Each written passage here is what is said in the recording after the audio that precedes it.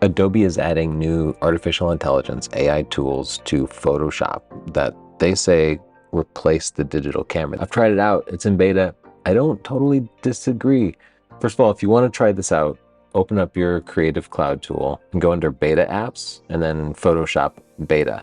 If you're just using the non-beta version, you won't see some of these tools. Now, you can go into Photoshop and create a new blank image. Just specify the width and height. And now at the bottom here, I can click Generate Image. And this literally lets me create whatever image I want without having to leave Photoshop. So type a description as detailed as possible. Select whether you want it to be artistic or photorealistic. Then you have some other options. You can start with a reference image or apply effects to it, like hyper-realistic digital art, bokeh. Generate it takes a few seconds. This goes off to an Adobe server. So it's using your internet connection, sending your prompts and stuff to some big, massive AI server that has studied images, and there, it generates it. Now, over here in the properties panel, you can see we have a few different options to select from. And as I look at these, none of these are perfect. First, not the right model of car. It's not quite that specific. It's a little more generic.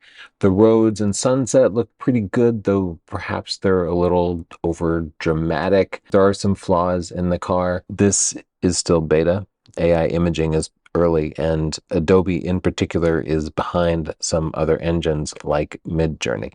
Nonetheless, it's interesting, threatening that you can open up Photoshop without a picture and make up something from scratch. Now, keep in mind, Photoshop isn't just image editing apps like us photographers use it for. It's a design app. People might be designing a magazine cover.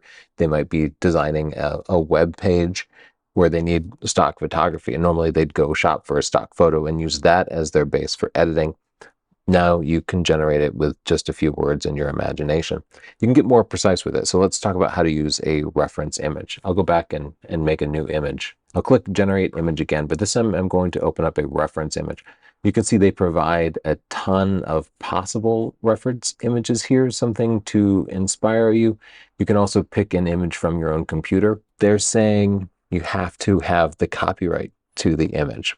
But I'm guessing the way most people are going to use this is they're going to go to Google Images, search something up, copy it, and drop that in. So it would be a convenient way to sort of steal somebody's copyright image without technically stealing the copyrighted image. Let's say a non-photographer wanted to create an image in the style of Dorothea Lange's Migrant Mother. Just download it from the web, drop it in as a reference image, put in some words that sort of describe it, and let's see what Photoshop generates.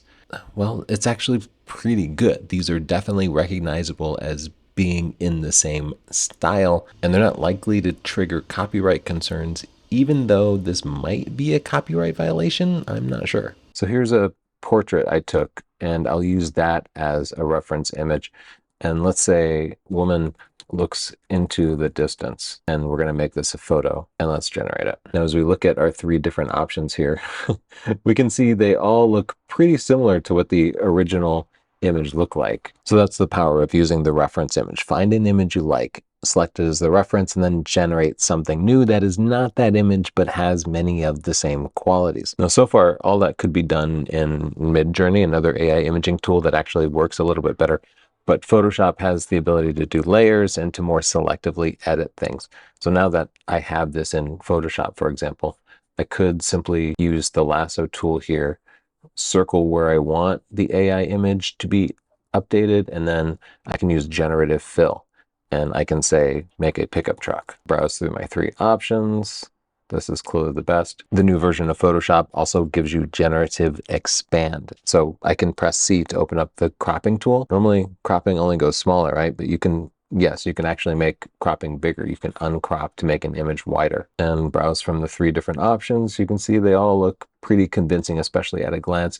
This can be particularly powerful. Let's say you have an image that you like, but instead of being horizontal, you need it to be vertical. We can go up here and make this 9 by 16 instead of 16 by 9. There it is. Perfect if you were doing a magazine layout and you needed to lay a bunch of text. I'll show you how this works with a real image. I have this picture of an osprey that I really like. Nice and close, but in fact, too close, and I couldn't zoom back any wider.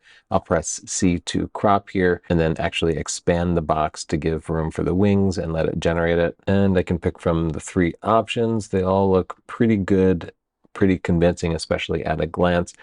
So you can see these tools can be helpful for photographers. They can also serve to replace photographers.